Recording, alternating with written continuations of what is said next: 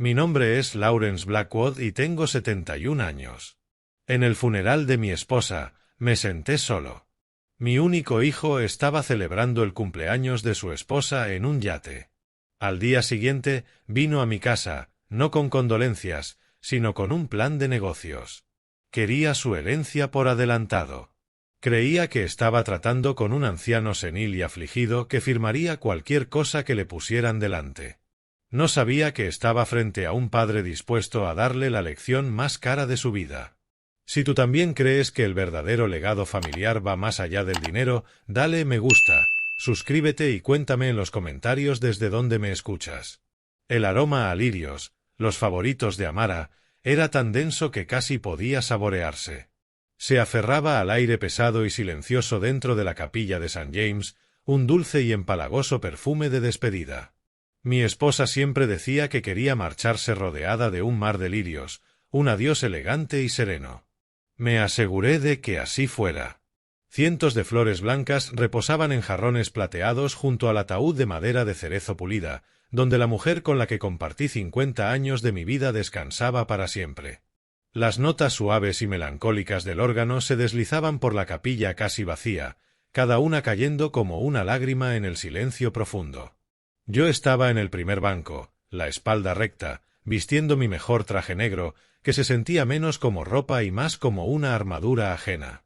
A mi lado, el lugar donde debían estar mi único hijo, André, y su esposa Britney, era un vacío gélido y cavernoso. Un agujero negro que absorbía la poca luz y calor que quedaban en mi alma. Sentía las miradas de los pocos amigos y vecinos esparcidos por los bancos. No eran de compasión, sino de curiosidad lastimera. Se preguntaban lo mismo que yo, cómo un hombre termina enterrando a su esposa tras medio siglo de matrimonio completamente solo. Amara había luchado contra el cáncer durante 2 largos años. 2 años de habitaciones estériles, noches sin dormir y esperanzas que se encendían solo para apagarse de nuevo. André la había visitado algunas veces, siempre con prisa, con el teléfono vibrando en el bolsillo, como si el mundo entero lo esperara fuera de esa sofocante habitación. La última vez que vino, Amara estaba tan frágil que su respiración era apenas un hilo de seda. Le tomó la mano y con los ojos nublados le suplicó: «André, prométeme, cuida de tu padre. No dejes que se quede solo». «Lo prometo, mamá», dijo él, con la voz cargada de una emoción fingida, la mirada ya puesta en la puerta. «Siempre estaré para papá, no te preocupes». Esa promesa resonaba ahora en la capilla vacía como un eco amargo y burlón. Mi teléfono vibró en el bolsillo del abrigo, una intrusión inoportuna. Iba a ignorarlo, pero insistió. Tal vez un pariente lejano mandando condolencias, pensé. Con un suspiro cansado, lo saqué disimuladamente. La pantalla mostraba un mensaje de André. Una chispa de esperanza encendió mi pecho. Quizás había tenido un accidente, un pinchazo, cualquier motivo sería mejor que una decisión deliberada. Pero al leer las palabras, esa chispa se apagó, dejando solo un frío helado. «Lo siento, papá, pero es el cumpleaños de Britney. Planeó esta gran fiesta en el club náutico hace 1 año. Es imposible cancelarla. Intentamos, pero ya estaba todo organizado. Iré a verte después». Ni un «¿cómo estás?», ni un «ojalá pudiera estar ahí». Solo una excusa seca y calculada, colocando el cumpleaños de su esposa por encima del funeral de su madre, como si Amara fuera una cita menor en su apretada agenda social. Y luego, el giro final del cuchillo, una foto. André y Britney en la cubierta de un yate blanco brillante, bajo un cielo azul resplandeciente y un mar que parecía de cristal. Ella, con un vestido blanco ondeando al viento, alzando una copa de champán y sonriendo radiante. Él, con un brazo en su cintura y el otro sosteniendo su copa, sonriendo al lente. No había tensión en su rostro. Se veía realmente feliz. Feliz. Mientras su madre yacía en un ataúd a solo unos kilómetros de distancia. Una oleada de náusea me subió por la garganta. Apagué la pantalla y guardé el teléfono, que se sintió como la piel de una serpiente venenosa. El mundo se redujo al sonido del órgano y a la imagen ardiente de la sonrisa de mi hijo. Esa sonrisa se grabó en mi mente. No era la del niño que habíamos criado. No era el muchacho que lloró una semana cuando murió su perro, ni el joven que pasó toda una noche despierto conmigo cuando tuve neumonía. ¿Dónde había ido ese hombre? O quizá nunca existió, quizá solo fue una ilusión creada por mi amor y mis esperanzas de padre. Las palabras de Amara regresaron a mi mente, dichas con voz débil pero clara, pocos meses antes de morir. Larry, me da miedo que esa chica lo arruine. Britney está cambiando a nuestro hijo, ya no lo reconozco. En aquel momento desestimé su temor. Le dije que André era un adulto, que amaba a su esposa y que eso era lo importante. No quise admitir lo que ella, con su intuición de madre, ya sabía, que nuestro hijo estaba siendo devorado por un mundo de apariencias y valores vacíos, un mundo donde Britney era la reina y André su fiel súbdito, un mundo en el que el funeral de su madre importaba menos que una fiesta. El pastor comenzó la eulogía, hablando de la bondad de Amara, de su fe, de su amor por la familia. Cada palabra era una daga girando en mis entrañas. Familia. Aquella palabra se sentía hueca, una broma cruel. ¿Qué es la familia cuando tu único hijo no aparece a despedir a su madre?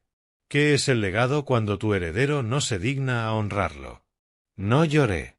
Las lágrimas parecían congeladas dentro de mí, reemplazadas por una claridad fría y vacía.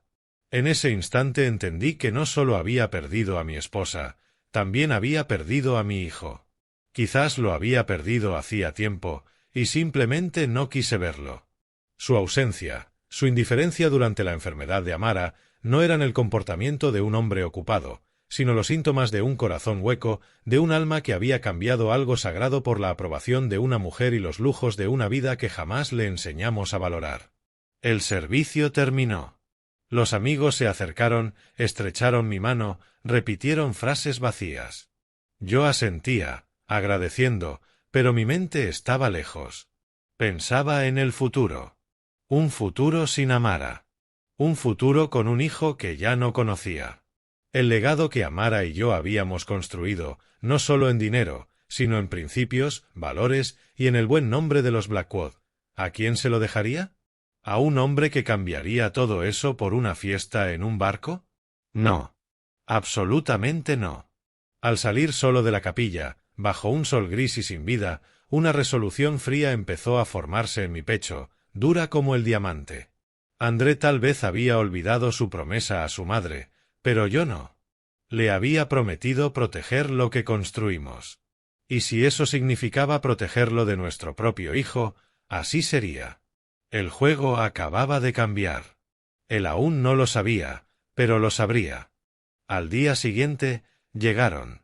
André y Britney entraron en mi silenciosa casa con la presencia invasiva de quien no pertenece. Traían consigo el olor del perfume caro y un aire de solemnidad fingida. Britney me dio un abrazo torpe, tan ligero e insincero como una hoja cayendo. Lamentamos tanto lo de ayer, Larry, dijo, con una dulzura que no alcanzaba sus ojos. André, detrás de ella, evitaba mirarme. Fue imposible salir de eso, murmuró, repitiendo la excusa patética de su mensaje. No preguntaron cómo estaba. No mencionaron a su madre. Las condolencias duraron menos de un minuto antes de que André carraspeara, dando inicio al verdadero motivo de su visita. Papá, dijo con tono preocupado, Britney y yo hemos estado pensando mucho en ti, en tu futuro. Queremos asegurarnos de que estés bien cuidado, de que puedas relajarte, sin preocuparte por nada. Me pidió que me sentara en el sofá, el mismo en el que Amara y yo pasamos incontables noches. Ellos se sentaron frente a mí, inclinados hacia adelante como dos asesores financieros listos para ofrecer un cambio de vida. Vi el reloj de André, un enorme y ridículo modelo dorado que nunca antes había visto, y el bolso de diseñador a los pies de Britney. Vivían muy por encima de lo que un simple gerente regional podía costear. Papá, encontramos una oportunidad de inversión increíble, continuó André, recuperando confianza. Un resort de lujo. Los beneficios son prácticamente garantizados, pero la ventana para entrar se cierra pronto y debemos asegurar el capital inicial. Britney intervino con voz afilada. Es una forma inteligente de hacer que el dinero de la familia trabaje para nosotros, en lugar de dejar tus $2 millones en bonos de bajo rendimiento. Podríamos convertirlos en 5 millones, quizá más, en un par de años. Es solo planificación inteligente. Deslizó un folleto brillante sobre la mesa. En la portada, parejas sonrientes junto a una piscina infinita. Una fantasía. Y yo sabía, con cada fibra de mi ser, que eso era exactamente lo que era, una fantasía. Mi hijo quería un adelanto de su herencia. Quería apostar el legado de su madre, el dinero que habíamos ahorrado durante toda una vida de trabajo y prudencia, en un esquema rápido para financiar los caprichos de su esposa. Pensé en Amara, en su advertencia que ahora resonaba como una profecía. Esa mujer va a destruirlo. Y no se había equivocado. El hombre frente a mí ya no era mi hijo. Era una marioneta, y Britney movía los hilos. Miré el folleto, luego sus rostros ansiosos. El dolor seguía fresco, pero debajo de él algo más crecía, una ira fría y firme. Habían insultado la memoria de su madre de la forma más cruel posible, y ahora estaban allí, no para consolarme, sino para robarme mientras aún estaba de luto. André empujó un documento hacia mí, acuerdo de capital familiar. Lo leí por encima, pero mi mente estaba en otro lado. Recordé cuando, después de casarse, le pagué una deuda enorme de su tarjeta de crédito. Me dijo que había sido un pequeño tropiezo de negocios. Le creí. Pensé que era un error puntual, la imprudencia de un joven. Ahora veía que era un patrón. Un estilo de vida que dependía de que yo cubriera los huecos de su irresponsabilidad. Deslicé los papeles de vuelta con calma. No dije sí, pero tampoco dije no. Déjamelo unos días, necesito pensarlo, respondí, con voz serena, escondiendo el vendaval que tenía dentro.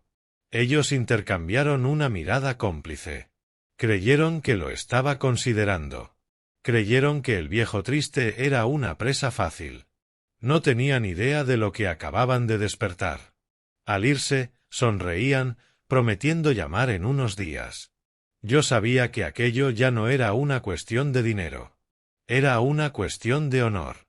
De la promesa que le hice a Amara. Ellos habían venido por una herencia adelantada. Pero lo que iban a recibir era una lección. Cuando se marcharon, el silencio en la casa cambió.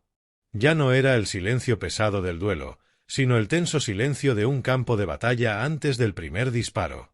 El folleto del Azure Horizons Resort y Spa quedó sobre la mesa, un estallido de color obsceno en una sala gris. No lo toqué. Un ingeniero no confía en la apariencia, revisa el cableado interno. Durante 50 años, mi vida se basó en datos, planos y la lógica infalible de la física. Las emociones pueden engañar, pero los números nunca mienten. Mi hijo me había presentado una fantasía. Yo iba a buscar los hechos. Entré en mi despacho, mi santuario de orden y precisión. Me senté frente al viejo escritorio de roble y tomé el teléfono. No llamé a un corredor. Llamé a George. George Patterson había trabajado conmigo durante 30 años en la misma firma de ingeniería. Jefe del área de evaluación de riesgos. Un hombre entrenado para detectar grietas en cualquier plan antes de que se convirtieran en catástrofes. Se jubiló unos años antes que yo, pero su mente seguía tan afilada como siempre. Contestó al segundo tono. Larry, lo siento tanto por Amara. Iba a llamarte en un par de días, darte un poco de espacio. Gracias, George, respondí. Pero te llamo por otra cosa. Necesito tu opinión profesional. Lo que necesites, ya lo sabes. Le di el nombre de la compañía del folleto y del supuesto resort.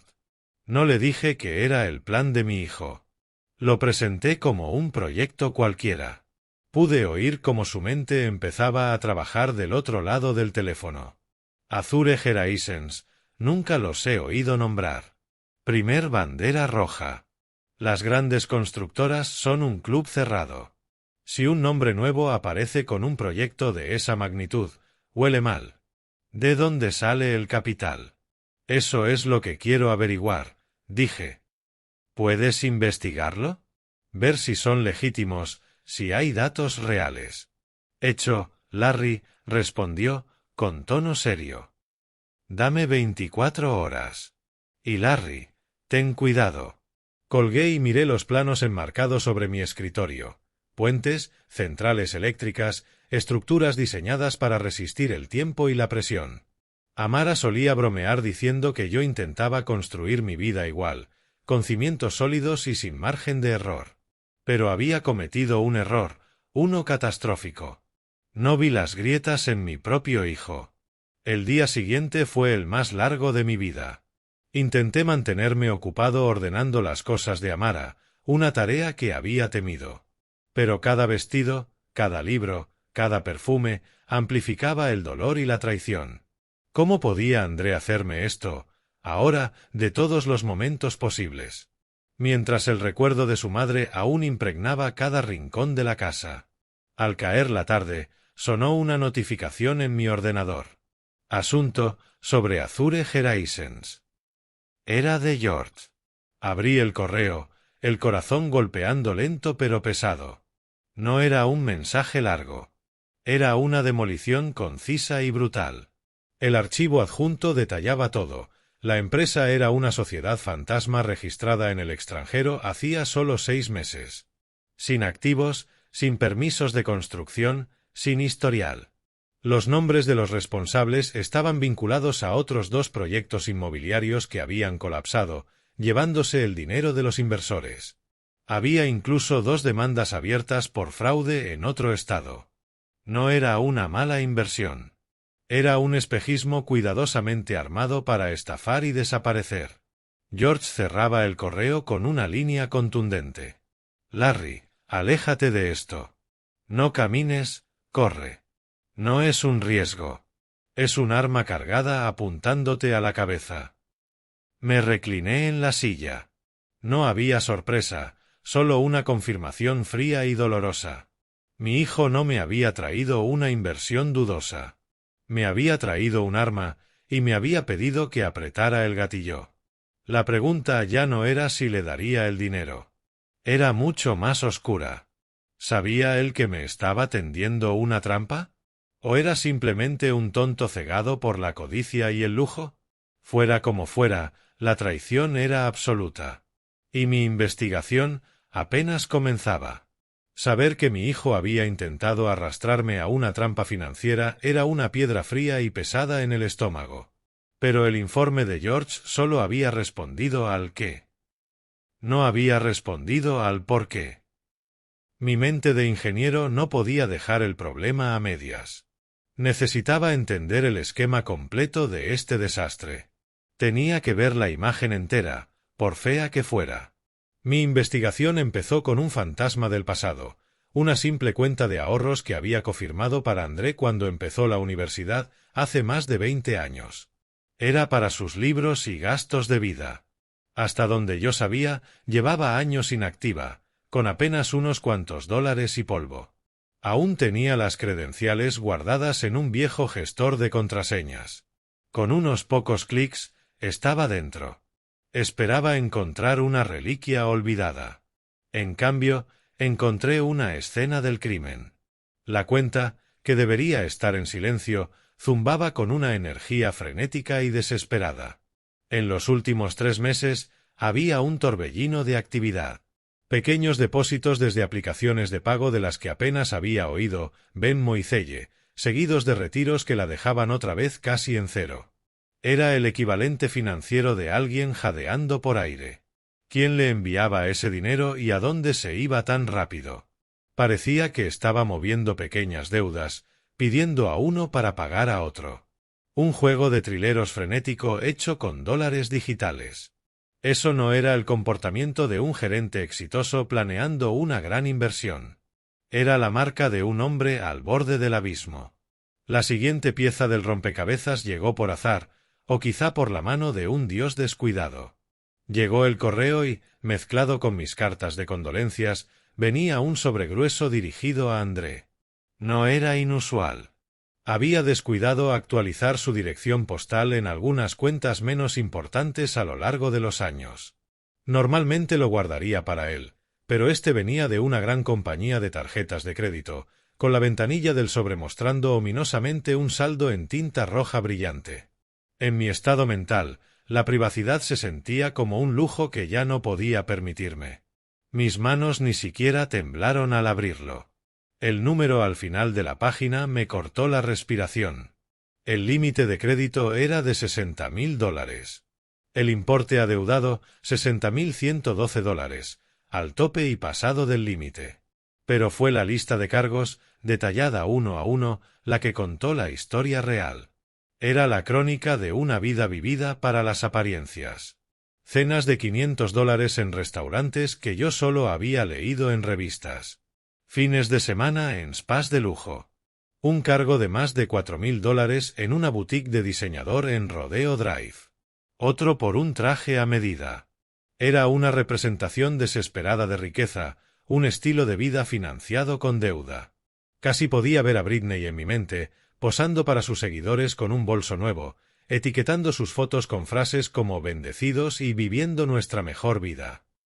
Su mejor vida, resultó, se pagaba con dinero prestado a un interés del 24%. Un descubrimiento llevó a otro, alimentado por una determinación fría y sombría. Volví al ordenador. Los registros de propiedad son información pública. Fui a la web del catastro del condado y escribí la dirección de André, la casa de la que él y Britney estaban tan orgullosos. Aquella para cuyo pago inicial Amara y yo les habíamos ayudado. Sentí tanto orgullo ese día al ver a mi hijo frente a su propio hogar. Pensé que estaba construyendo algo sólido. Creí que echaba raíces. La primera hipoteca era la esperada, pero entonces vi el segundo gravamen, una línea de crédito sobre el valor de la vivienda contraída hacía 18 meses. El crédito era por $150.000. El saldo actual, $149.800. Habían arrancado hasta el último centavo de la equidad de su casa, convirtiendo un símbolo de estabilidad en un monumento a su desesperación. No les quedaba nada. Vivían del aire y de tiempo prestado. Me recosté, mientras las piezas encajaban, formando una imagen de devastación absoluta. El frenético movimiento de dinero en la vieja cuenta de ahorros, las tarjetas al máximo, el valor de la vivienda drenado. Todo apuntaba a una conclusión aterradora. La inversión de 2 millones no era un plan para hacerse rico. Era un rescate. Un último pase desesperado para conseguir una inyección masiva de efectivo antes de que todo el castillo de naipes se desplomara. No era solo codicia. Se estaban ahogando en un mar de sus propias mentiras y gasto imprudente. Y cuando vieron que se hundían, me miraron a mí, su padre en duelo, no como a una persona a quien acudir por ayuda, sino como a un salvavidas que podían arrebatar, aunque eso significara hundirme con ellos. La resolución fría de mi corazón se endureció en otra cosa. Ya no se trataba solo de darle una lección a mi hijo. Se trataba de sobrevivir a mi hijo. El hombre al que me enfrentaba no era solo mi hijo necio y descarriado.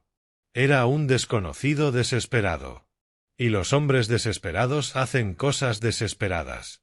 Ahora entendía el alcance total de la amenaza y sabía que debía actuar no solo con la sabiduría de un padre, sino con la precisión fría y calculadora de un ingeniero a punto de desactivar una bomba. No podía cargar con este peso yo solo. Los datos que había descubierto eran una cosa, un conjunto frío de hechos. Pero el significado de todo ello, la magnitud de la traición, era demasiado para un solo hombre. Solo había una persona en la que confiaba para ver la imagen completa y no pestañear, Nena Washington. Su padre y yo crecimos juntos. Trabajamos en la misma cadena de montaje en nuestra juventud antes de que yo fuera a la escuela de ingeniería. Vi a Nena pasar de ser una niña brillante y ferozmente inteligente a convertirse en una abogada aguda y formidable. Amara y yo ayudamos con su matrícula en la Facultad de Derecho. Era como una sobrina para nosotros. Era familia, de un modo en que mi propio hijo ya no parecía serlo. Su despacho era un espacio moderno y pulcro en el centro, un mundo aparte de mi casa silenciosa y cargada de recuerdos. Nena me recibió con un abrazo cálido y compasivo. «Tío Larry», dijo en voz baja. «Siento tanto lo de la tía Amara. Me rompió el corazón enterarme». Asentí, con las palabras atascadas en la garganta. Me condujo a una silla en su oficina, la preocupación genuina pintada en su rostro. «¿Qué ocurre?», preguntó, con mirada de abogada que ya intuía que no era una visita social de un viejo amigo en duelo. Tomé aire hondo y empecé a hablar. Y se lo conté todo. No empecé por el dinero. Empecé por el funeral. Le hablé del banco vacío, del silencio donde debía estar mi hijo. Le conté el mensaje de texto y la foto de él sonriendo en aquel yate. Necesitaba que entendiera el corazón del asunto primero, la herida, la falta de respeto que iba más allá de cualquier libro contable. Su expresión pasó de la simpatía a una ira contenida y serena. Escuchó sin interrumpir, con una atención absoluta. Luego expuse la segunda parte, la visita de André, el folleto brillante y la petición de 2 millones. Le entregué la impresión del informe de George sobre la sociedad fantasma. Le mostré el estado de cuenta de la tarjeta de crédito que había abierto, esas páginas como testimonio de una vida de indulgencia irresponsable. Le hablé del valor de la casa exprimido hasta el último dólar, del único activo real vaciado. Presenté los hechos como los había descubierto, con método, como un ingeniero detallando una falla catastrófica del sistema. Cuando terminé, el silencio en la sala pesaba. Nena miró los papeles sobre su escritorio, la mandíbula apretada. Alzó la vista. En sus ojos, la compasión ahora tenía una capa de acero. «Tío Larry», dijo, firme, «esto no es solo un hijo siendo irresponsable con el dinero. Y no es solo un conflicto familiar. Esto es un intento calculado de defraudarte». La palabra defraudar quedó suspendida, fría y cortante. Oírla de una abogada, de Nena, la hizo terriblemente real. «Es tu hijo», continuó. «Pero ahora mismo no puedes verlo así. Tienes que verlo como una parte hostil. El hombre que has descrito está desesperado, y una persona desesperada, acorralada financieramente, es capaz de cualquier cosa». Se inclinó hacia adelante, con la mirada intensa. La inversión nunca fue el objetivo. El objetivo era poner las manos en tus activos líquidos para tapar el agujero gigantesco que ha cavado. Fue a verte el día después del funeral de su madre porque pensó que estarías en tu punto más vulnerable. No fue solo frialdad. Fue estrategia. Sus palabras me golpearon como un puñetazo. Por supuesto, no era simple desconsideración. Era un plan. Un plan frío y depredador. Yo estaba tan perdido en mi duelo que no vi la crueldad calculada de todo aquello. Nena se puso de pie y caminó hacia la ventana, mirando la ciudad. «No vamos a jugar a la defensiva», dijo, dándome la espalda. «Vamos a ser proactivos. Vamos a protegerte a ti y a proteger el legado de la tía Amara. Aquí se acaba esto». Cuando se giró, su rostro estaba decidido. El tiempo de llorar seguiría ahí, pero ahora debía esperar. Había comenzado el tiempo de luchar, y por primera vez en días, ya no me sentí solo en la pelea. Nena señaló un archivador grueso en su aparador. «Antes de hablar de estrategia, necesito revisar el documento más importante de todo esto, el plan sucesorio tuyo y de la tía Amara. El original está en la bóveda del despacho. Abramos la copia digital firmada. Es crucial saber exactamente qué dice y dónde están las vulnerabilidades». Giró hacia su monitor grande, sus dedos volaron sobre el teclado. Un momento después, un documento formal llenó la pantalla. «Bien», dijo, ya en modo totalmente profesional. «Blackwood Family Trust, establecido hace 10 años. A ver». Fue desplazándose por las páginas, concentrada, el ceño levemente fruncido. Yo me quedé en la silla frente a ella, observándola, con una extraña sensación de desapego, como si esto le ocurriera a otro. Ese documento lleno de jerga legal se suponía que era el capítulo final de mi vida con Amara, un plan limpio y ordenado para el final. Jamás imaginé que se convertiría en un arma en una guerra contra mi propio hijo. Nena detuvo el cursor, flotando sobre una sección a mitad del documento. Se inclinó, entrecerrando los ojos. Un momento, murmuró, más para sí que para mí. Volvió a leer el pasaje, retrocedió unas páginas, avanzó otras, comparando secciones. Una sonrisa lenta apareció en su rostro. No era de diversión, era una sonrisa de descubrimiento. La sonrisa de un ingeniero que acaba de encontrar el muro de carga oculto que cambia toda la estructura del problema. «¡Ay, Amara!», susurró, negando con la cabeza, admirada. «Siempre estabas 10 pasos por delante».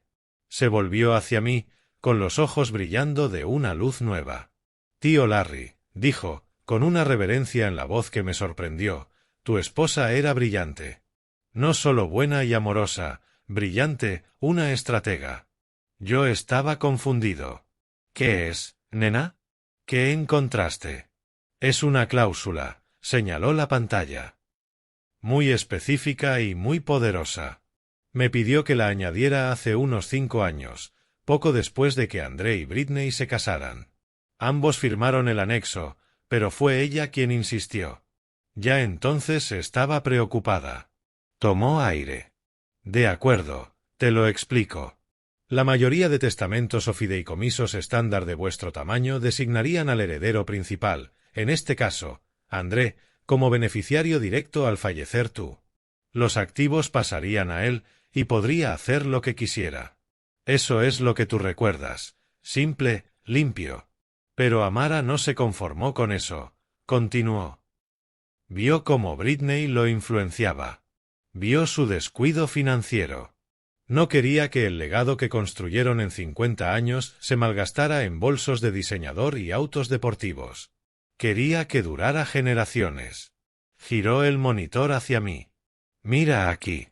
Se llama cláusula de salvaguarda del legado generacional. No es boilerplate. La redactamos específicamente para ella».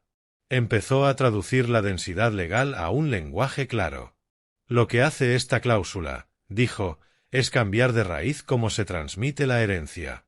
Al fallecer tú, la herencia no va directamente a André. En su lugar, fluye a un nuevo fideicomiso irrevocable. Llamémoslo el fideicomiso de los nietos Blackwood». Se me encogió el corazón. «¿Nietos? No teníamos aún». «Exacto», dijo Nena, leyéndome la mente. «El fideicomiso se establece para beneficio de los futuros hijos de André. Él, como fiduciario, puede administrar los fondos. Puede hacer inversiones prudentes para hacer crecer el principal. Incluso puede cobrar un salario anual razonable por sus funciones de gestor. Un salario que determina un ejecutivo independiente del fideicomiso, que es nuestro despacho». Hizo una pausa. «Pero aquí viene la genialidad. No puede tocar el principal. Ni un solo centavo para su uso personal. Los fondos quedan legalmente blindados, destinados solo a gastos específicos y preaprobados para tus futuros nietos, su salud, su educación hasta la universidad y la entrada de su primera vivienda. El dinero es para ellos, no para él». La pura elegancia de la idea me atravesó como un rayo. Amara, desde más allá, había extendido la mano y levantado una fortaleza alrededor de la obra de nuestra vida, una fortaleza diseñada para protegerla de la persona que ella temía que la destruyera. No había desheredado a su hijo, eso habría sido un acto de ira. Simplemente lo había superado en inteligencia. Creó una estructura que lo obligaba a ser el administrador responsable de un legado para sus propios hijos, quisiera o no. Sería el guardián de un tesoro que nunca podría gastar. No era un castigo, era un acto de amor previsor y profundo. Lo estaba protegiendo de sí mismo, dije en voz alta, al comprender. Y protegiendo a nuestros futuros nietos de la irresponsabilidad de sus padres. Exacto, afirmó Nena. Esta cláusula explica por completo la motivación de André para querer tu dinero ahora. Él sabe esto. Debió leer el fideicomiso en algún momento. Sabe que cuando tú faltes, la bóveda se cierra. Su herencia queda, de facto, fuera de su alcance. Así que su única oportunidad de un gran golpe para solucionar su crisis de deudas es convencerte de que se lo des en vida. Una oleada de emoción me arrasó, un duelo tan agudo y reciente que parecía el día que murió, mezclado con un amor y una admiración inmensos. Casi podía verla sentada en esa misma oficina hace 5 años, con el gesto decidido, explicándole sus temores a una joven nena, construyendo con cuidado este cortafuegos legal. Ella había visto venir la tormenta mucho antes que yo.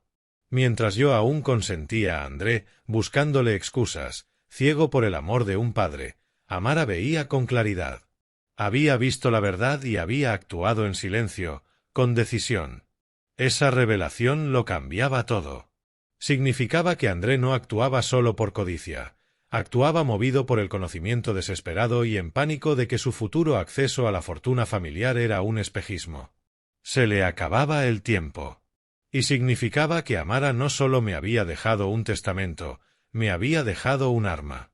Una defensa perfectamente legal y moralmente intachable contra los peores impulsos de nuestro hijo. Entonces, ¿qué significa esto para nosotros ahora? Le pregunté a Nena, con la voz cargada de emoción. Nena giró el monitor hacia ella, con un brillo feroz en la mirada. Significa, dijo, que ya no jugamos solo a la defensiva. Significa que tenemos ventaja. Significa que tu hijo cree que tiene todas las cartas, pero sabemos que está jugando con la mano vacía. Ahora hablemos de cómo usar eso a nuestro favor. El conocimiento de lo que había hecho Amara cayó sobre mí como un escudo contra mi propio dolor. Sentí su fuerza, su sabiduría, fluyendo a través de mí. La pena seguía ahí, un vacío hondo y punzante, pero ya no era una debilidad, era una fuente de determinación. Miré a Nena, y ella me sostuvo la mirada. Entre nosotros pasó un entendimiento silencioso. El tiempo de defenderse había terminado. Era hora de construir nuestro propio plan. Va a llamar pronto, dije, con la voz más firme de lo que había estado en días. Esperará una respuesta sobre su inversión. Nena asintió, volvió a su mesa y tomó un bolígrafo. Y vamos a dársela, dijo. Pero no la que espera. Nuestro objetivo no es simplemente cerrarle la puerta, tío Larry. Decir que no es fácil, pero no le enseñará nada. Solo se enfadará y buscará otra forma de conseguir lo que quiere. Necesitamos que entienda la gravedad de lo que ha hecho. Debemos dejar que camine hacia una trampa creada por él mismo. Su lógica era impecable. Una negativa simple sería un obstáculo temporal para un hombre desesperado.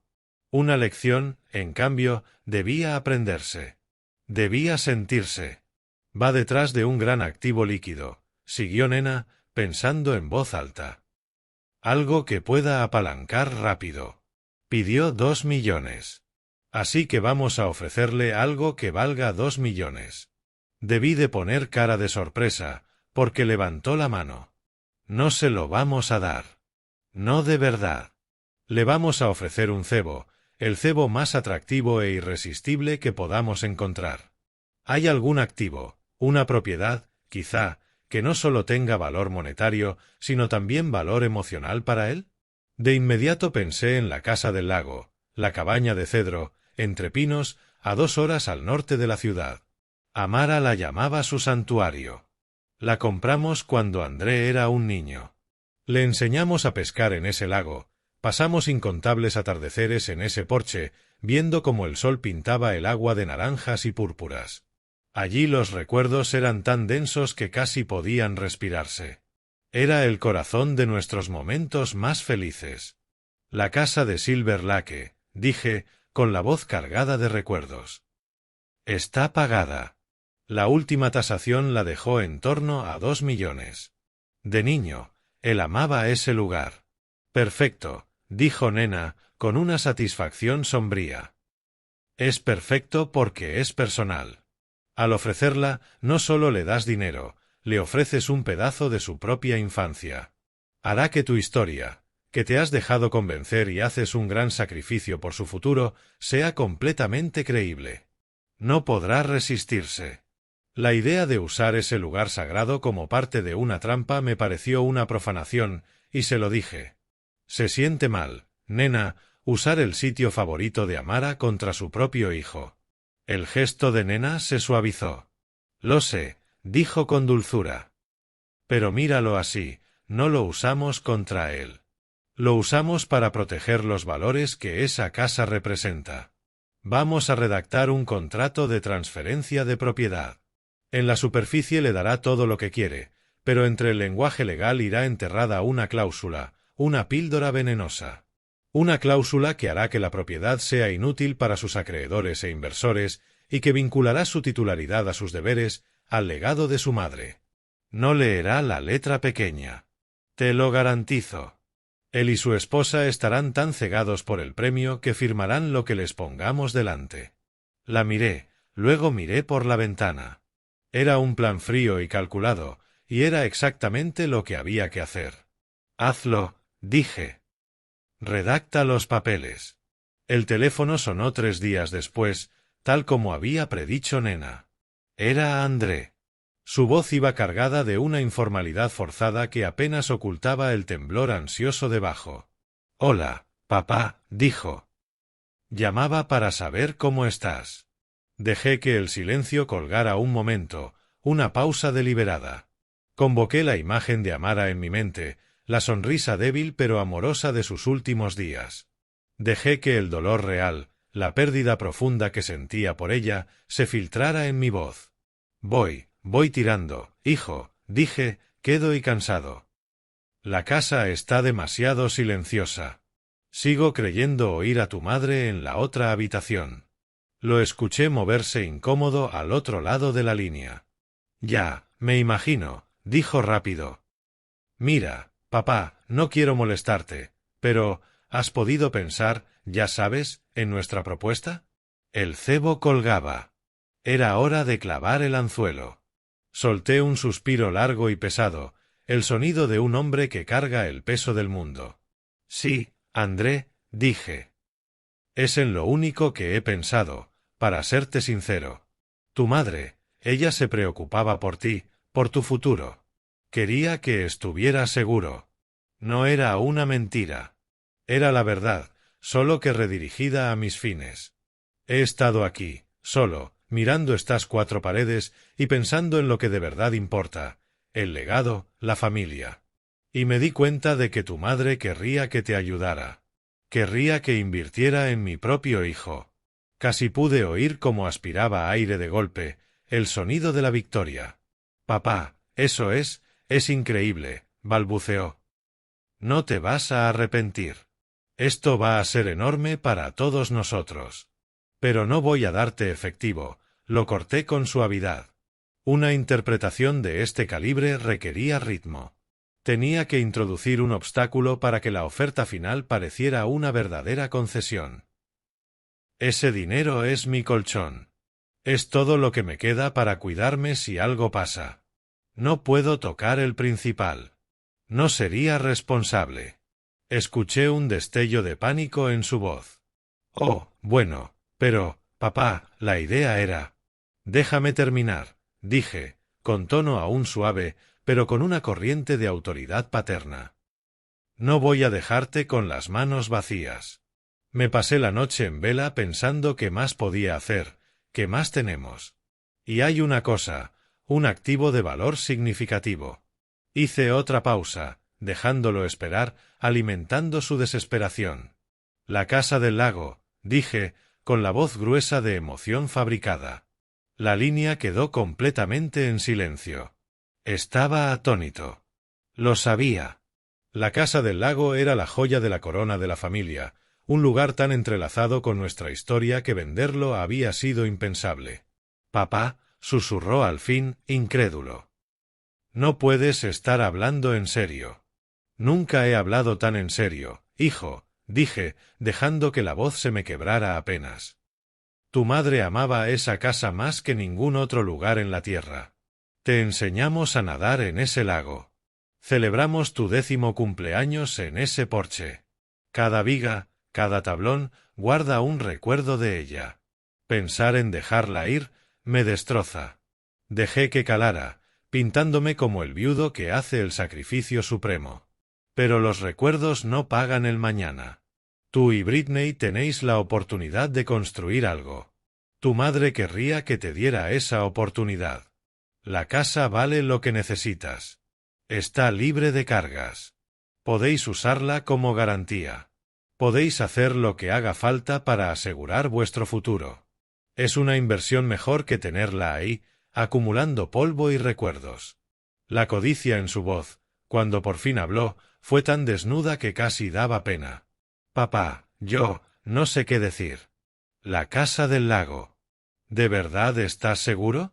No me hace feliz, respondí, un retrato de resignación cansada. Es como vender un pedazo de mi alma. Pero eres mi hijo, y tu madre querría que te pusiera primero. Esto es ponerle a ustedes primero, André. Gracias, exhaló, las palabras atropelladas de alivio y entusiasmo. Gracias, papá. No sabes lo que significa. Britney va a estar eufórica. No te fallaremos. Te haremos sentir orgulloso. Cerré los ojos. Lo sé, hijo, mentí. Haré que mi abogada, Nena Washington, redacte los papeles de transferencia. Tú y Britney tendrán que venir a firmarlos. Por supuesto, papá. Lo que sea. Podemos ir mañana si hace falta, dijo con una energía nueva, la voz de quien cree haber ganado la lotería. No tenía idea de que acababa de ofrecerse a entrar en una jaula. Haré que Nena te llame para coordinar, dije. Y antes de que pudiera añadir nada, corté la llamada. La línea murió y me quedé en el silencio, con el peso de mi propia actuación cayendo sobre mí. El cebo había sido tomado. La trampa estaba a punto de activarse. Y no sentí triunfo, solo una tristeza honda por el hijo que solía tener. 2 días después, estábamos todos en la sala de juntas formal de Nena. Un espacio diseñado para impresionar, una larga mesa de caoba pulida, sillas de cuero de respaldo alto y una vista panorámica del perfil de la ciudad. Era una sala que imponía respeto por la ley y por el peso de los documentos que allí se firmaban. Pero André y Britney no parecían notarlo. Vibraban de emoción, con una energía risueña y triunfal que desentonaba. Britney iba vestida como para una sesión de revista y no dejaba de susurrarle a André, enseñándole cosas en el móvil, el anuncio de un Mercedes nuevo, una casa de vacaciones en Aspen. André, intentando mantener una fachada de solemnidad por mí, asentía, con los ojos brillando de avidez. Me senté a la cabecera, callado, interpretando mi papel de patriarca doliente que hace un sacrificio solemne. Nena se sentó a mi derecha, la imagen de la compostura profesional, con un grueso montón de documentos legales perfectamente alineados ante ella. Gracias por venir, André, Britney, comenzó Nena, con voz serena y neutral. Como saben, estamos aquí para finalizar la transferencia de la propiedad en Silver Lake, según los deseos de su padre. Este es el contrato de donación y acuerdo de transferencia. Es un poco extenso, pero debemos asegurarnos de que todo se haga conforme a la ley. Deslizó 2 copias voluminosas por la mesa. Cayeron con un golpe seco y definitivo. Los observé tomar los documentos. Era puro teatro. No estaban leyendo, estaban hojeando. Pasaban las páginas con impaciencia, buscando las partes que les importaban, la tasación, la línea que decía que la transferencia era total e irrevocable, y al final, los espacios de firma. Veían el documento no como un contrato que entender, sino como el último obstáculo antes de su vuelta olímpica. La atención de Britney era tan fugaz que, entre página y página, se miraba en la pantalla negra del teléfono. Parece todo bastante estándar, dijo André, intentando sonar entendido, empujando los papeles. ¿Dónde firmamos? Nena alzó una mano con suavidad. Ya casi. Estoy legalmente obligada a explicarles las secciones clave. Su tono fue deliberadamente plano, la monotonía burocrática de quien recita reglamentos. Una actuación magistral. Señaló unos párrafos sobre la descripción legal de la propiedad, las implicaciones fiscales, la renuncia a reclamaciones futuras, todo estándar, todo aburrido. André y Britney asentían, con la mirada vidriosa. Estaban deseando acabar. Entonces llegó el momento crítico. Nena pasó, con naturalidad, hacia el final del documento.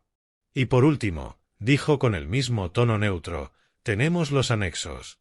El anexo A es el levantamiento topográfico.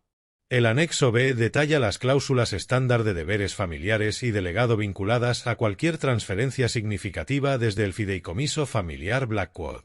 Es solo un boilerplate que su madre insistió en su día, sobre honrar el legado de la familia.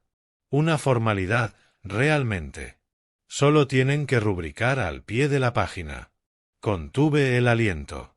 Aquel boilerplate, aquella formalidad, era el mecanismo entero de la trampa. Era la página que detallaba la cláusula de reevaluación del legado a Mara Blackwood, la píldora legal que volvería la propiedad inútil para sus fines. Estaba todo en inglés claro, si tan solo se molestaran en leer. Vi a Britney poner los ojos en blanco, un destello de desprecio por lo que, sin duda, consideró sentimentalismos de una muerta. André tomó el bolígrafo, ansioso por terminar. «Entendido», dijo. «Cosas de legado, claro». Rubricó al pie del anexo sin una segunda mirada y pasó a la última página. Firmó con un trazo grande y triunfal. Britney firmó a su lado, con su caligrafía estilosa y enmarañada. Empujaron el documento firmado hacia el centro de la mesa como si acabaran de ganar un trofeo. Mientras veía secarse la tinta de sus firmas, me invadió una tristeza profunda. Miré el rostro de mi hijo, enrojecido por la victoria, y vi a un desconocido. Vi a un hombre tan cegado por sus deseos que no podía ver el amor y la historia que estaba firmando para perder. Creyó que reclamaba un activo, pero estaba exponiendo un defecto de carácter, uno que su madre había visto y del que intentó protegerlo con su sabia astucia. No había sido solo descuidado. Había sido arrogante. Se creyó más listo y más merecedor que los valores que su madre y yo quisimos inculcarle. Y en ese instante selló su propio destino. «Listo», dijo Nena, recogiendo los documentos y pasándolos a la notaria que esperaba en silencio en la esquina. La notaria estampó su sello con un golpe seco y final. El sonido resonó en la sala. «Papá, gracias», dijo André, poniéndose en pie, desbordando una gratitud enteramente interesada. «No tienes idea de lo que esto significa para nosotros. No te vamos a fallar». Britney ya tecleaba frenética en el móvil, sin duda escribiendo a su banquero o a una agente inmobiliaria. Se despidieron rápido y casi flotaron fuera de la sala, con la mente ya en un futuro de coches nuevos y vacaciones de lujo. Nos dejaron a Nena y a mí en la mesa larga. La segunda copia firmada del contrato quedó entre nosotros. No era el símbolo del futuro de una familia. Era el registro oficial de la gran traición de un hijo y de la respuesta dolorosa pero necesaria de un padre. La trampa ya era jurídicamente vinculante. Solo faltaba que ellos caminaran hacia ella. Cuando la puerta se cerró detrás de ellos, un silencio denso cayó sobre la sala de juntas. El contrato firmado yacía en la mesa pulida entre Nena y yo, testigo mudo de lo ocurrido esa mañana. Lo miré, la firma grande y arrogante de mi hijo, junto a la caligrafía estilosa de su esposa. «Explícamelo una vez más, Nena», dije, en voz baja.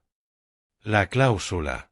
Quiero entender exactamente cómo muerden los dientes de esta trampa». Nena asintió, acercando el documento. Lo abrió por el anexo y señaló el denso texto legal con el dedo. «Todo está en cómo se presenta, tío Larry», empezó. La llamé cláusula de reevaluación del legado a Mara Blackwood por una razón muy específica. El nombre es la primera capa de la trampa. Suena sentimental, honorífico. Suena exactamente al tipo de tontería emocional que una mujer como Britney despreciaría y que un hombre tan desesperado como André ignoraría. Les invita a saltársela, y lo hicieron. Tocó un párrafo. El primer juego de dientes está aquí, las condiciones de uso. La cláusula establece explícitamente que la propiedad de Silver Lake se dona como lugar de legado familiar y continuidad. Esa es la frase jurídica clave.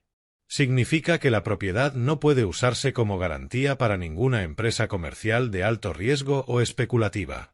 Prohíbe estrictamente usar la casa para asegurar préstamos destinados a negocios no relacionados con la mejora comunitaria o el bienestar familiar, según la carta del fideicomiso.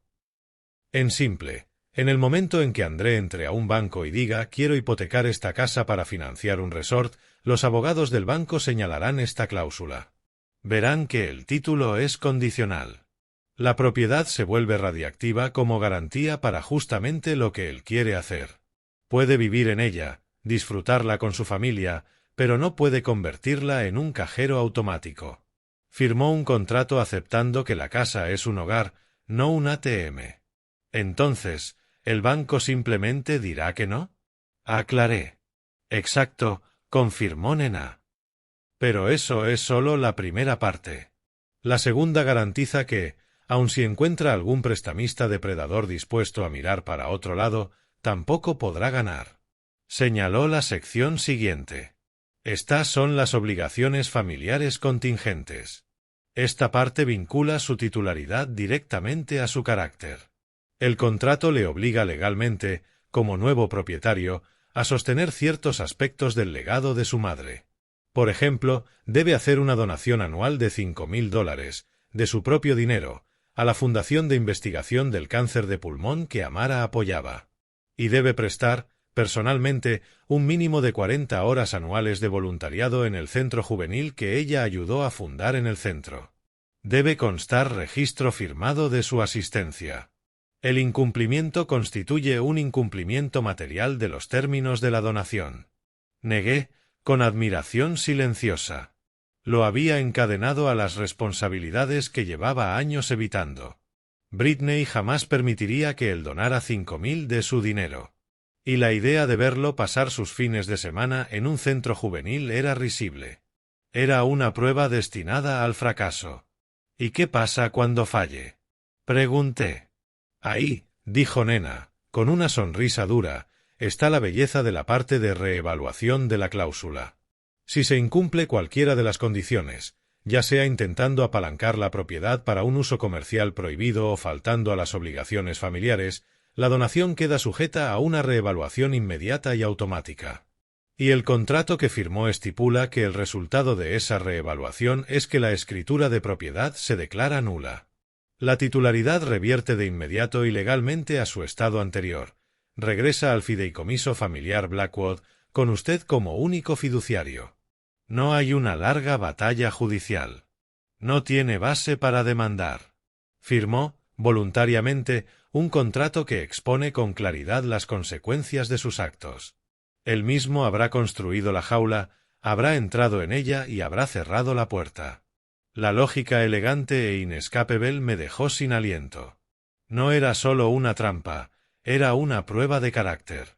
Le daba a André las llaves de un reino, pero solo si actuaba como un rey digno. Si actuaba como el hombre que Amara y yo intentamos criar, podría conservar la casa para siempre. Si actuaba como el hombre codicioso y desconsiderado en que se había convertido, la casa se desvanecería entre sus dedos como humo. Era una pieza de justicia perfecta y autoejecutable. Amara habría estado orgullosa. No los vi en los días siguientes, pero no hacía falta. Conocía a mi hijo. Pude imaginar su celebración con precisión dolorosa. Los vi salir del despacho de Nena, entrar en el ascensor y dejar caer la máscara de solemnidad en cuanto se cerraron las puertas. Vi a Britney dar un chillido triunfal y echarse a su cuello. Oí la carcajada retumbante de él, el sonido de un hombre convencido de haber hecho el negocio de su vida. En el coche de vuelta a casa no habrían hablado de mí ni de Amara, ni de los recuerdos guardados en la casa del lago que ahora poseían. Habrían hablado de números. Britney, pragmática y despiadada, ya tendría abierta la calculadora, sacando el máximo ratio préstamo-valor que el banco podría darles. Si está tasada en 2 millones, la oí decir en mi mente, deberíamos poder sacar al menos 1,500,000, quizá 1,600,000 en efectivo. Es más que suficiente para cubrirlo todo y entrar en el resort. André, disfrutando de lo que creía su propia astucia, soñaría en grande. Esto es solo el comienzo, diría. Cuando pague el resort, estaremos hechos de por vida. Se acabaron las facturas de tarjetas, se acabó malabarear pagos. No habrían esperado la aprobación del banco. Su arrogancia no les permitiría contemplar el fracaso. No dudo que el gasto empezó esa misma tarde. Empezaría con lo que llaman celebrar. Irían a su restaurante caro favorito, manteles blancos y carta de vinos gruesa como una novela, y pedirían lo más caro. Brindarían por su éxito, su futuro, su ingenio, con champán que costaba más que mi primer coche. Al día siguiente, André entraría a un concesionario de lujo. No compraría, todavía. Solo curiosearía. Dejaría que el vendedor lo colmara de atenciones, probaría un sedán deportivo alemán reluciente, sintiendo el motor bajo el pie. Volvería con una sonrisa de suficiencia y dejaría un depósito de $5.000 con su tarjeta, prometiendo volver con el pago completo en una semana. Mientras tanto, Britney orquestaría la campaña de relaciones públicas de su nueva vida. Sus redes serían un torbellino de insinuaciones y alardes cuidadosamente curados. Una foto de 2 copas de champán con el pie de foto 2 nuevos comienzos. Una imagen de una web de viajes de lujo con la Torre Eiffel en la pantalla y el texto grandes cosas en el horizonte. Construía una narrativa de éxito, creando audiencia para un triunfo que aún no existía. Las conversaciones en su casa, lo sé, serían aún más reveladoras. Estaba tan emocional, diría Britney, analizando mi actuación. Fue fácil. Se siente culpable y solo. Casi nos rogaba que se lo aceptáramos. Se reirían del tema legado del contrato. ¿Puedes creer esa tontería de hacer voluntariado? Soltaría a André. Como si tuviera tiempo. Hacemos un cheque y decimos que fuimos. ¿Quién lo va a comprobar? Ya estarían planeando vender la casa del lago, discutiendo cuán rápido podrían sacarla al mercado tras el préstamo.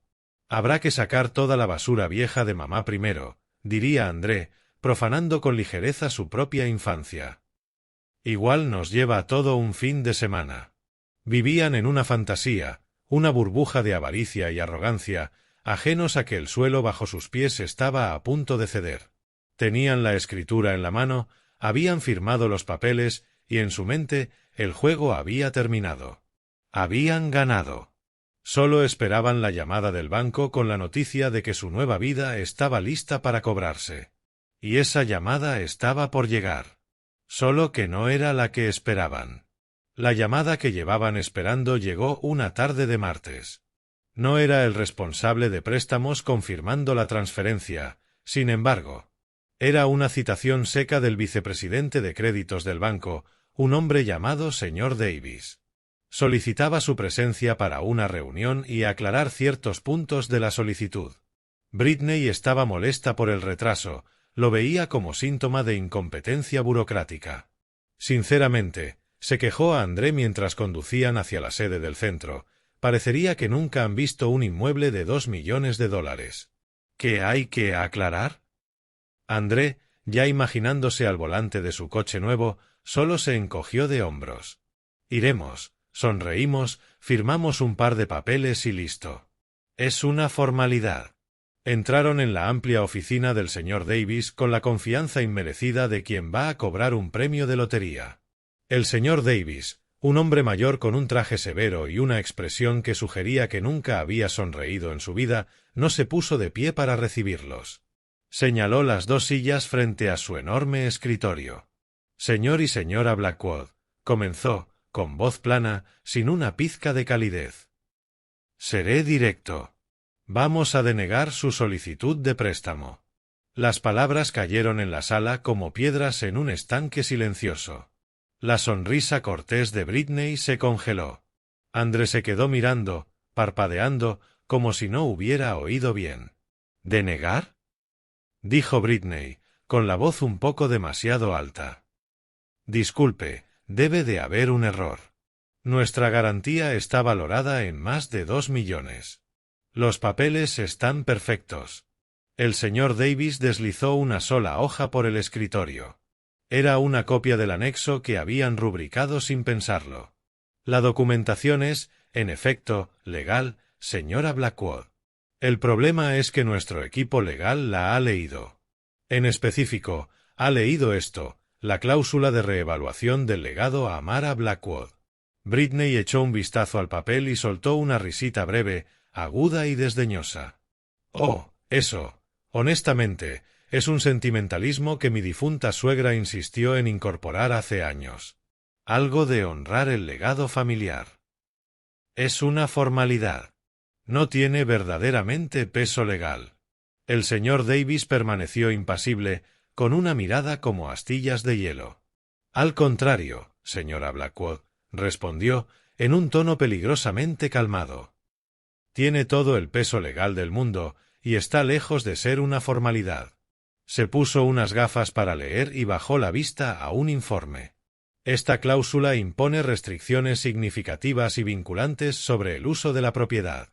Prohíbe expresamente apalancar el activo como garantía para cualquier aventura comercial de alto riesgo o especulativa.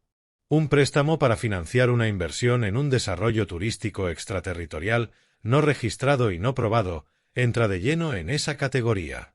El título está grabado. No está limpio.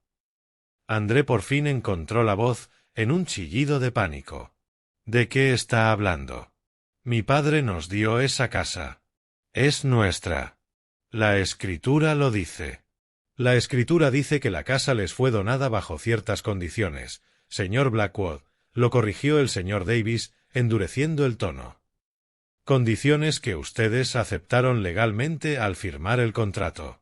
Esta cláusula convierte, a efectos de un préstamo comercial, la propiedad en una titularidad condicional.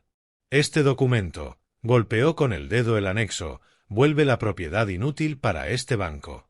Tenemos un deber fiduciario con nuestros accionistas. No podemos ni vamos a aceptar un activo comprometido como garantía. La realidad empezó a perforar su burbuja de soberbia. El color desapareció del rostro de Britney, sustituido por un rojo manchado, furioso. La fachada encantadora se disolvió, revelando el pánico crudo y feo debajo. Esto es ridículo, chilló, subiendo el tono. ¿Sus abogados son idiotas? Es una escritura firmada y notariada. La poseemos. El señor Davis se recostó en la silla, inmutable. Claramente, ya había lidiado con gente así. Su titularidad es contingente a su comportamiento. Además, añadió, haciendo una pausa para que calaran sus próximas palabras, la cláusula también contiene disposiciones sobre ciertos deberes familiares que están obligados a cumplir. El incumplimiento de esos deberes o el mero intento de usar la propiedad para un fin prohibido activa una reevaluación inmediata. Como resultado de esa reevaluación, el título se declara automáticamente nulo y la propiedad revierte al Blackwood Family Trust. Se quitó las gafas y los miró directo a los ojos. Al venir a este banco y exponer su intención de violar los términos de su contrato, no solo han invalidado su solicitud de préstamo. Es probable que hayan invalidado su titularidad de la propiedad por completo. El regalo de su padre venía con reglas. Ustedes las quebrantaron. Les aconsejo encarecidamente que consulten a su propio abogado, aunque sospecho que les dirá lo mismo. Se acabó. El sueño, la nueva vida, los millones, todo se desvaneció en el aire frío y estéril de esa oficina.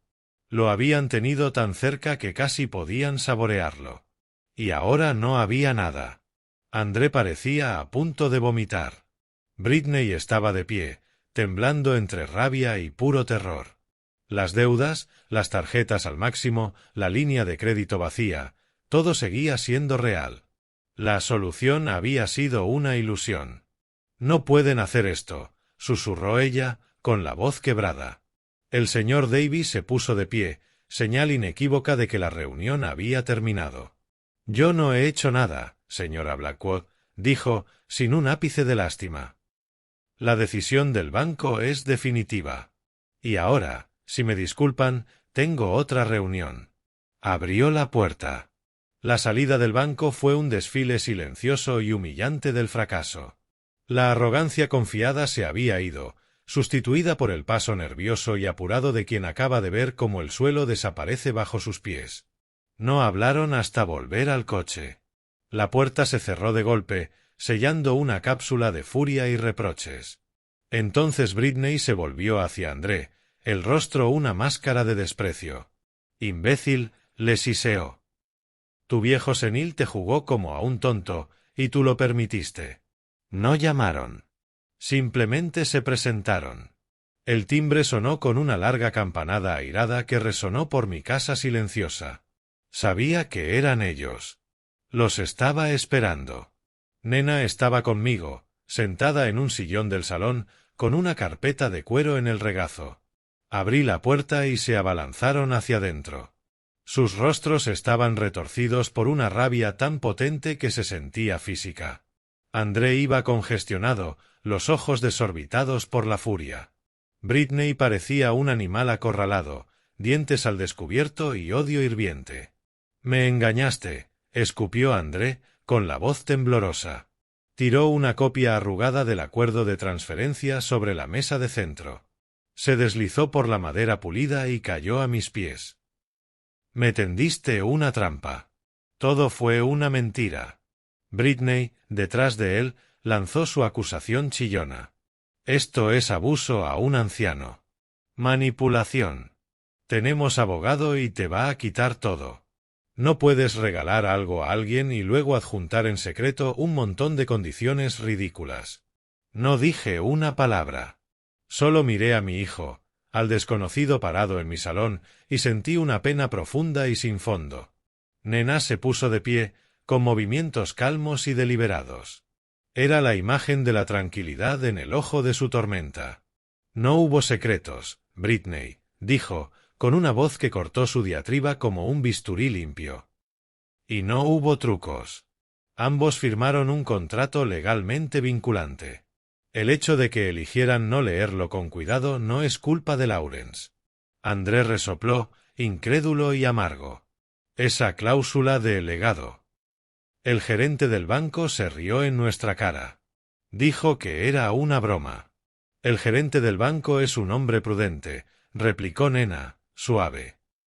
«Entiende, como ustedes claramente no, que un contrato es la suma de todas sus partes, no solo las convenientes.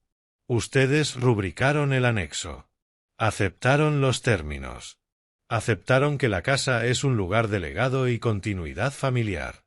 Aceptaron las donaciones benéficas y el voluntariado en nombre de su madre. Y aceptaron las consecuencias si no cumplían. Todo está en la página 12, párrafo 4. Esto es una encerrona», chilló Britney. «Sabían que queríamos usarla para invertir. Nos tendieron una trampa». Nena permitió que una sonrisa fría, mínima, le rozara los labios.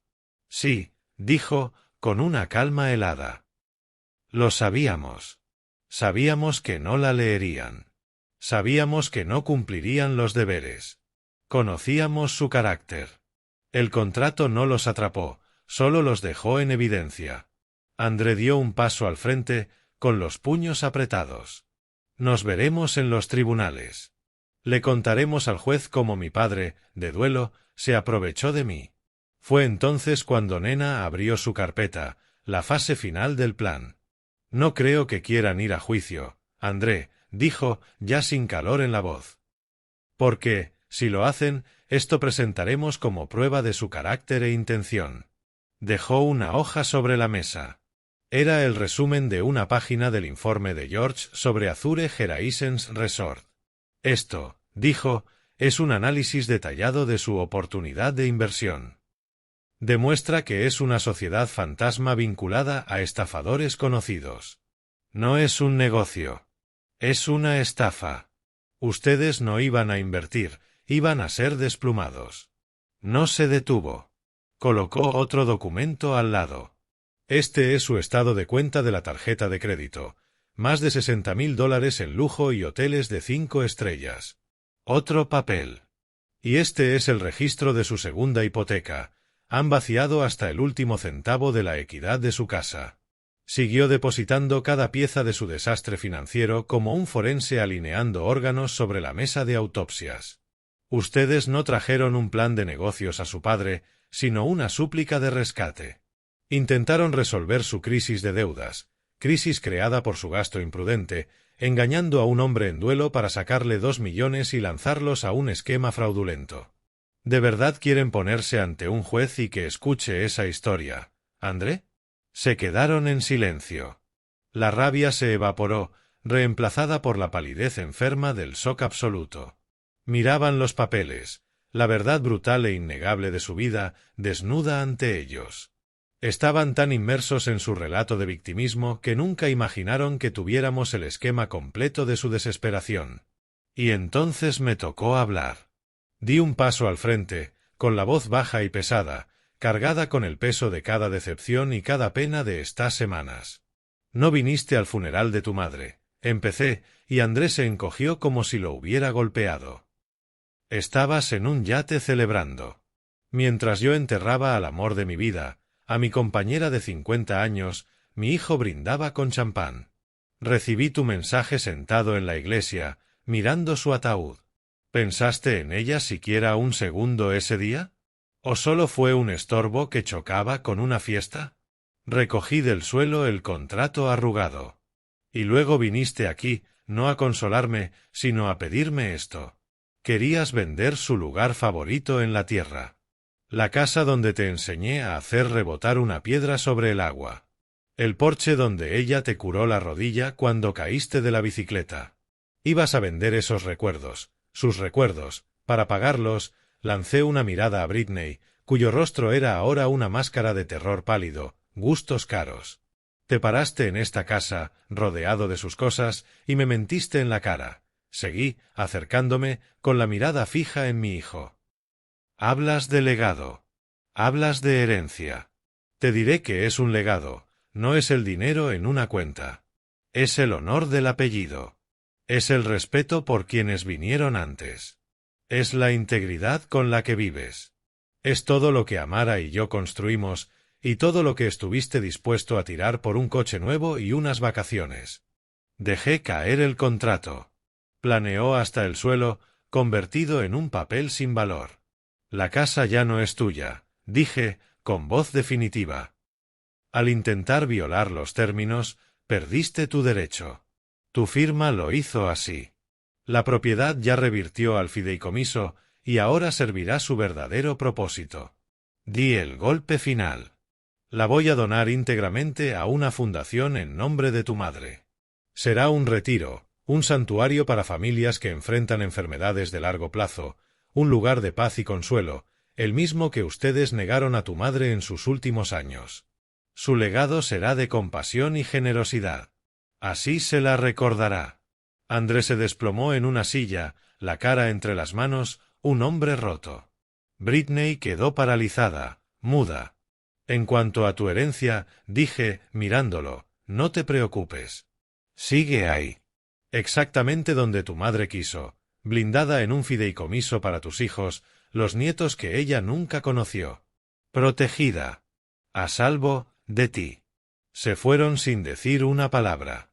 La furia se había extinguido, reemplazada por la ceniza fría de una derrota total. Andrés salió encorvado, con la mirada vacía, como un hombre el doble de su edad.